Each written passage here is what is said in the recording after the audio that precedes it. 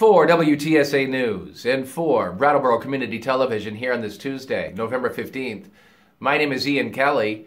These are the stories we're following at this hour. Governor Phil Scott, who won election to a fourth term last week, says Vermonters want he and his colleagues in Montpelier to work together. Scott was reelected with about 70% of the vote, and the Democrats won a supermajority in the legislature.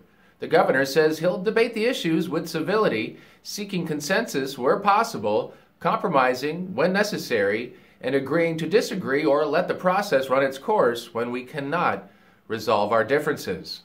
The final tally of last week's Vermont election takes place today. Outgoing Secretary of State Jim Kondos says the statewide canvass of the Vermont 2022 general election results will be held at the Secretary of State's office in Montpelier.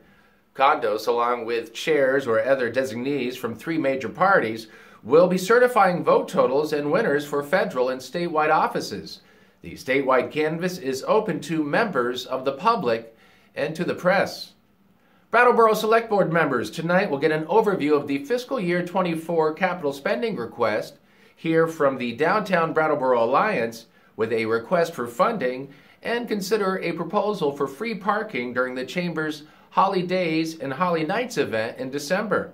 Select Board members will meet at 6:15 in the Brattleboro Municipal Center, and they'll also meet via Zoom, and you can also watch at BrattleboroTV.org. The Department for Children and Families has announced a new seasonal policy for the Emergency Shelter Program to help ensure homeless Vermonters can seek temporary housing in hotels and motels during harsh winter. The department has decided to broaden its temperature eligibility requirements starting today if temperatures drop below 20 degrees when dry or 32 degrees with a 50% chance of precipitation, this between the hours of 6 p.m. and 6 a.m., the department will find emergency short-term housing for those in need. The expanded eligibility will stay in effect until March 15th.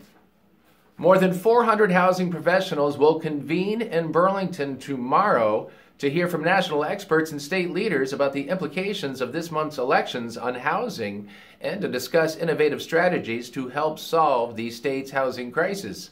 The conference will start with a networking breakfast and a keynote address with Sarah Bronin, who is the nation's expert on the broad impacts of zoning on housing and housing availability and housing affordability.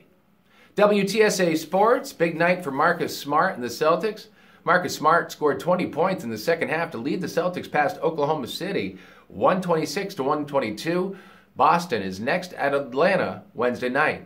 Monday Night Football saw the Washington Commanders spoil the Eagles' perfect season as Washington beat Philadelphia last night 32-21.